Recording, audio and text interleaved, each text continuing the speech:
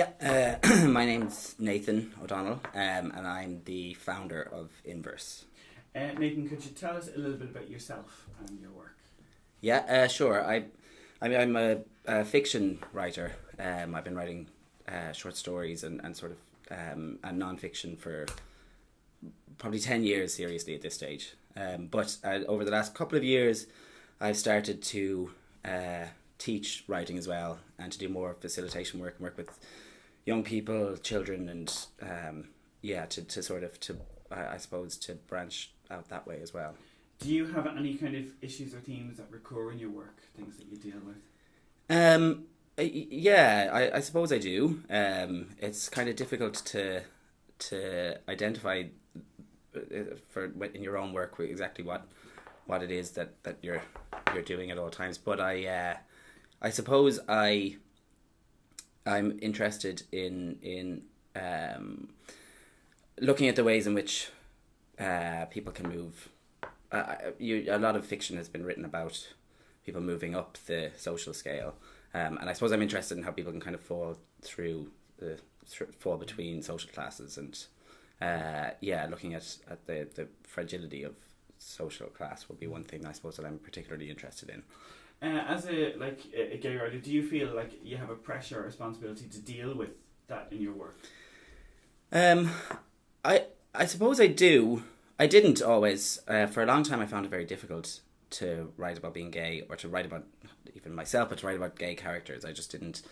I think there was something happening that I just there was a kind of a lack of value in going on that I wasn't aware of. I used to write about.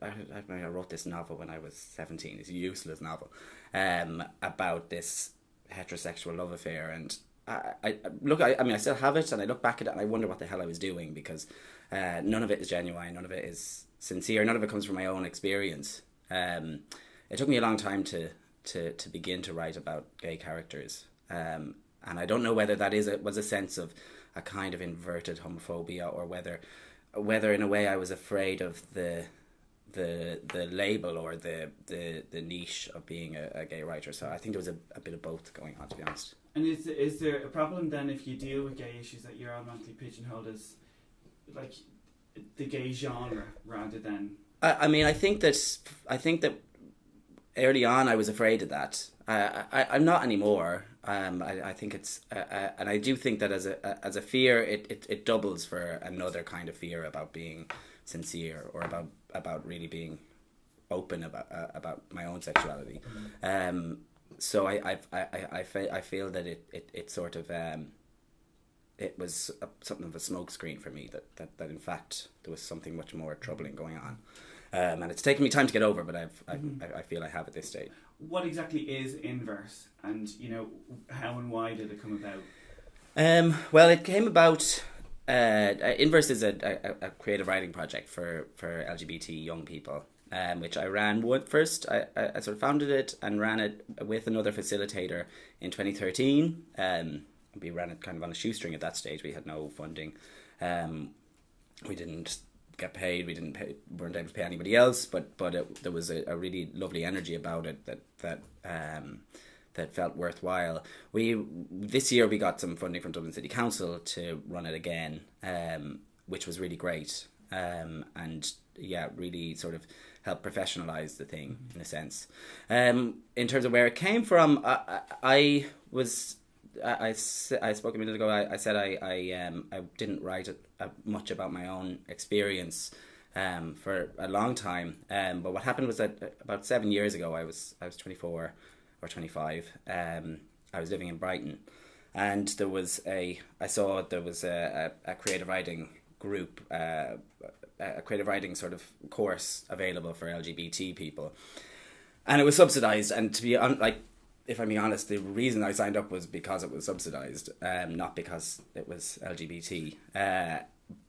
But in the course of sort of taking those workshops, I began to write for the first time about gay characters and gay experience, and sort of writing from my own experience as well. And it was really, I didn't realise that at the time, not until afterwards, that I was actually working through an awful lot of sort of embedded fear and homophobia that I had, and it was a really important course for me. So I suppose what I realised afterwards is that I was 24 at that stage, and I just wished I'd had something like that 6 or 7 years before, so that was the motivation. And because two of the aims that you mentioned, could you explain a little? The first one is an aim to generate positive narratives. What exactly do you mean by that? Well, for me, narratives are extraordinarily important in terms of. There's.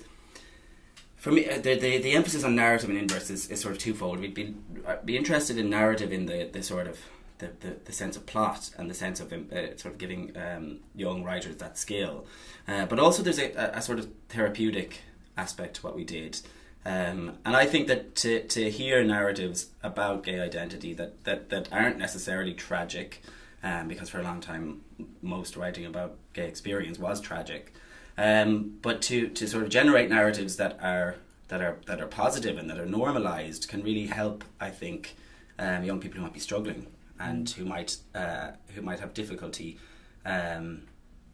feeling that, or who might have difficulty sort of feeling positive about themselves. And that almost, I think, leads into the second one, which was to empower and strengthen LGBT narratives. So just a little bit about the course. Why that particular age range? We talked a lot about that. There's no reason why we should limit it to that age range, but in the end, we were limited by what we could do in terms of time. I mean, for us, me and the other sort of organisers involved would love to be able to offer sessions for younger children and young people, and then for slightly older young people as well. So the age range that we were working with was 17 to 20 year olds. But there's no reason it couldn't be expanded either side. It would require, I think, we talked a lot about it, and that groups of different ages would have different requirements. So it would involve, I think, further workshops, or perhaps there's other ways to do it. I mean, we're still exploring what will happen next. And just a little bit about the course itself. Like, what does it entail? How do classes work? Primarily, it's creative writing workshops that we run, and that's something that I'd have some experience in.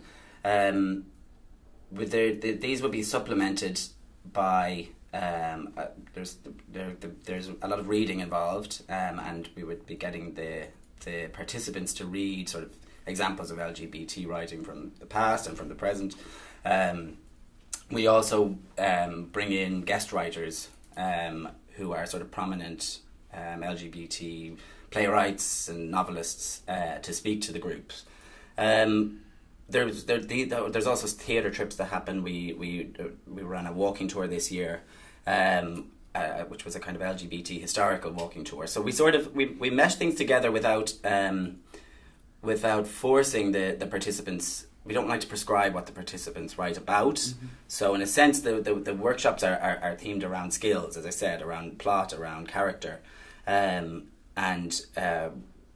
what we find is that the kind of the therapeutic elements are I suppose, would you say they're smuggled in, or that they're not necessarily on the surface, and we don't like to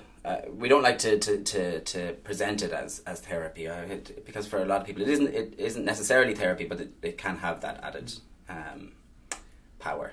Without being specific, can there be like a reluctance or even sometimes a shame with young people addressing the issue? Is it almost like the elephant in the room, you know? It's funny. I would have said after the sessions in 2013 that yes, there were because we didn't force the conversation, because we didn't prescribe what people wrote about. I did find that a lot of the group were doing what I did myself, where we're sort of writing about heterosexual characters. We're sort of avoiding even broaching the topic of sexuality in a sort of writers group that was for LGBT young people. So it was, as you say, it did feel at times like something of an elephant in the room. That was very different this year. The group was much readier to talk, and obviously we were running those sessions during the referendum campaign. And I think that was forcing a lot into the open that even as recently as 2013 wouldn't have been open, wouldn't have been that the young people wouldn't have felt acceptable to talk about. So I mean, I noticed that change over the course of 2 years, and it was really fascinating. I mean, the sort of corollary of that is that quite a few of the pieces that were produced this year centered around homophobic violence, which was another shock to me.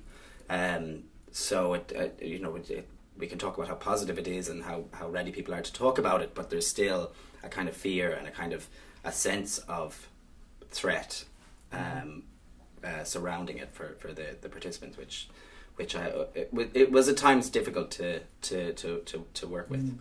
How big of an impact do you think the referendum had on younger people? Do you think they were just as aware of its importance?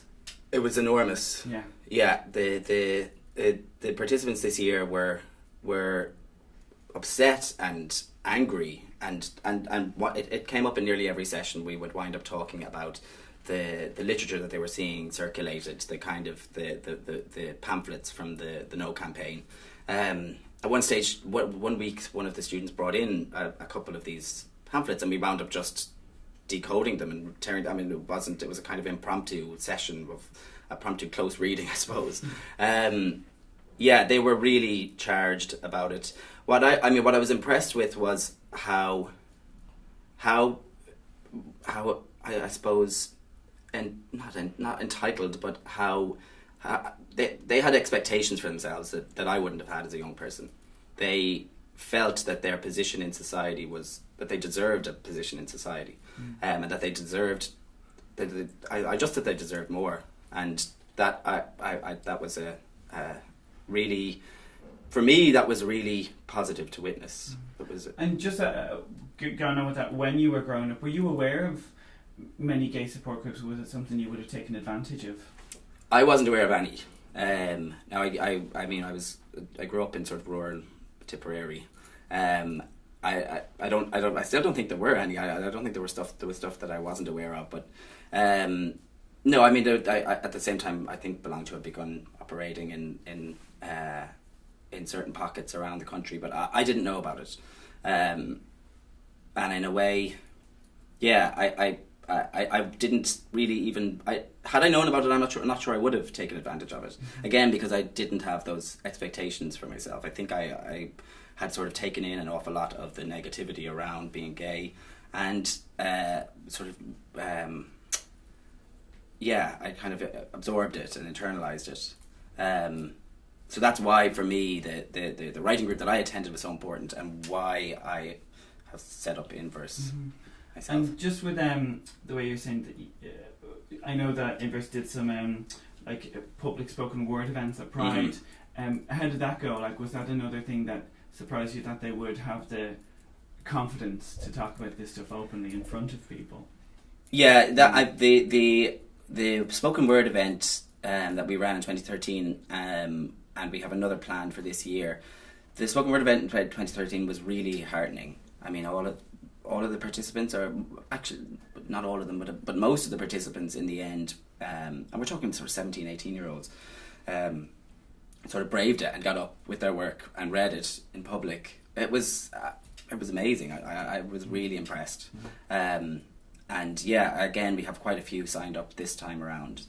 For me, that's an amazing result. That's something that I'm just so impressed by myself. I can't imagine 18 being able to go up and read a piece of writing that in any way gave away my sexuality or something, and that's just not an issue for the participants on Inverse, which it's a heartening sign of change, I think. And what is next for Inverse? What's up and coming? Well, we're sort of planning for the next year. This again, we've had a lot of conversations about expanding the age range, and we would like to begin working with sort of a broader group. What shape that's going to take, we don't know yet. I mean, the writing will be at the heart of it, because writing is, for me, it's not just the skill, as I say. It's the kind of the power writing has to sort of to allow people to process difficult things, and also its power to kind of to create broader narratives, broader positive narratives around LGBT identity. Beyond that, I'm not sure. It's sort of, it's exciting, but we've yet to see exactly what we'll be doing in 2016. Cool. Well, Nathan, thanks very much for your time. That was brilliant. Okay. Thank you.